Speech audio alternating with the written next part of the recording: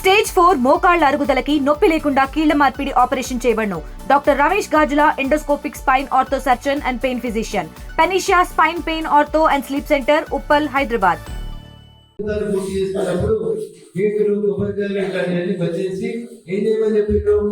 పేద ప్రజలకి సేవ చేసేటువంటి కార్యక్రమాలు చేయమన్నటువంటి పార్టీ నరేంద్ర మోడీ గారి పార్టీ, భారతీయ జనతా పార్టీ. ఈ దేశం బాగుండాలి, దేశంలో ఉన్న పేదలందరికీ ఒక గొప్ప మార్పు రావాలని భారతీయ జనతా పార్టీకి పూర్వ రూపం భారతీయ జనసంఘ అని చెప్తారు. ఆ జనసంఘ వ్యవస్థాపకులు పండిట్ దీన్ దయాళ్ ఉపాధ్యాయ గారి పార్టీ నిర్మాణం చేసే రోజు జరిగిన మాటకి ఈ రోజు వారిని స్మరిస్తూ ఒక మాట అడగదు అని చెప్పింది. అంత్యోదయ సిద్ధాంతమే లక్ష్యంగా మేము పనిచేస్తామని చెప్పింది.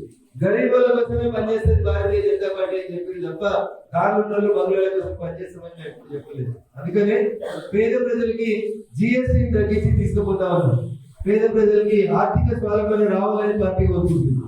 నేను ఇంట్లో మాట్లాడితే ఒక దగ్గర దాని పాపం మా టీఆర్ఎస్ ఏం లేక పేమెంట్ కాల్చుంటుంది. టీఆర్ఎస్ 200 మందిని జీతగాలను పెట్టుకున్నాడు. కేటీఆర్ఎస్ 200 మందిని జీతగాలను పెట్టుకొని బీజేపీ నుంచి ఎవరెవరు గట్టిగా మాట్లాడుతున్నారో వాళ్ళని బదిలాలు చేయాలి. ఎవరు మాట్లాడుతున్నారు గట్టిగా? బాగా నిలుతున్నవాడు ఉన్నది సబ్జెక్ట్ చెప్పేది రఘునందన్ ఎట్లా బదిలాలు చేయాలి? దానికి 2 రోజుల నుంచి సోషల్ మీడియాలో కిరాయి ఇచ్చి జీతాలు ఇచ్చి నడిపించుకుంటున్నటువంటి యూట్యూబ్లలో చర్చ పెట్టింది.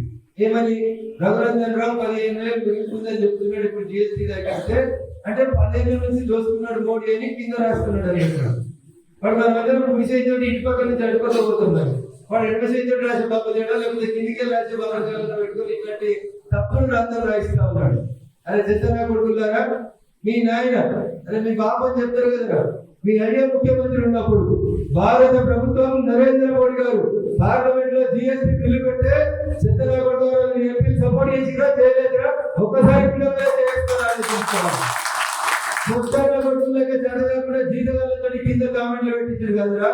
జిఎస్టీని భారత పార్లమెంట్ లో నరేంద్ర మోడీ అన్ని పార్టీలకు చెప్పి ఒప్పించి పాస్ చేయించిన రోజు మీ టిఆర్ఎస్ ఎంపీలు సపోర్ట్ కొట్టలేదా? జిఎస్టీకి సపోర్ట్ చేయలేదా? అసలు జిఎస్టీ అంటే తెలుసా? కామెంట్లు పెట్టారు నా కొడుకులాగా. బరాబర్ అడగాలి మీరు. ఎవరికి భయపడాల్సిన అవసరం లేదు. భయపడ్డాడు. నేను దుబ్బాక ఎమ్మెల్యే ఉంటే నేను 20 కేసులు పెట్టింది. ఏమైంది?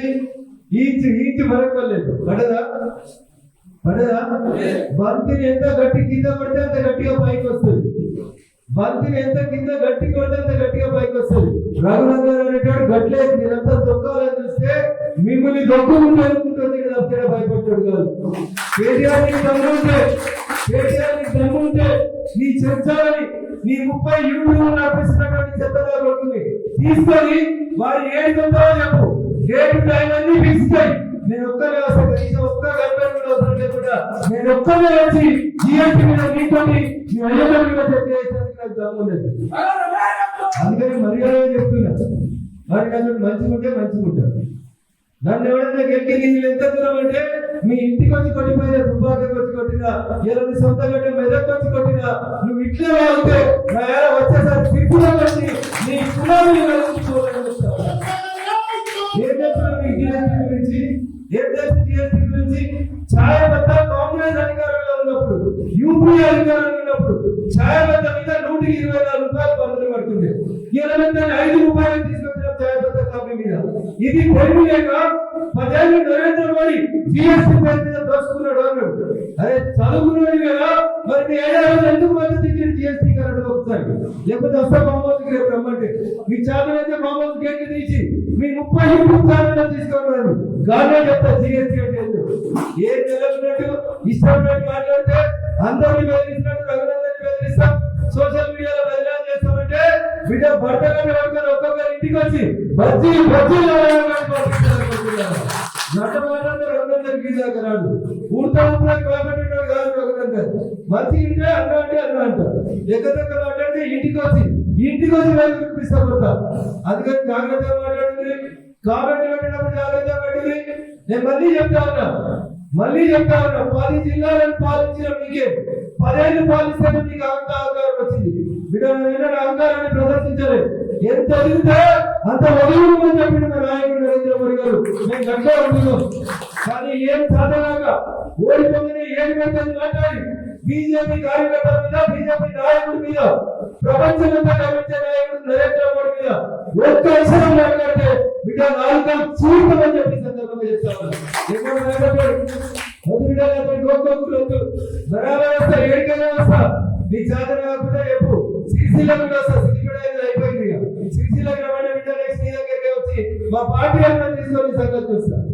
ఈ తలకాయ పనులు చేయొద్దని చెప్పాలని చెప్తా ఉన్నాను. ఏం తెలుసు నీకు జిఎస్టీ గురించి? ఏడికి వస్తావు చర్చకి? ఎందుకు మీరు ఎంపీ సపోర్ట్ కొట్టారు? ఎందుకు ఒప్పుకున్నారు జిఎస్టీకి? మీరు ఆయన తెలియదు జ్ఞానమే నీకు. మీరు ఆయన మామూలు అయిపోయింది. నేనే యువరాజు అని తింటున్నావా? ఎక్కదాకా బిహేవ్ చేస్తే మర్యాద ఉన్నదని చెప్తా ఉన్నాను.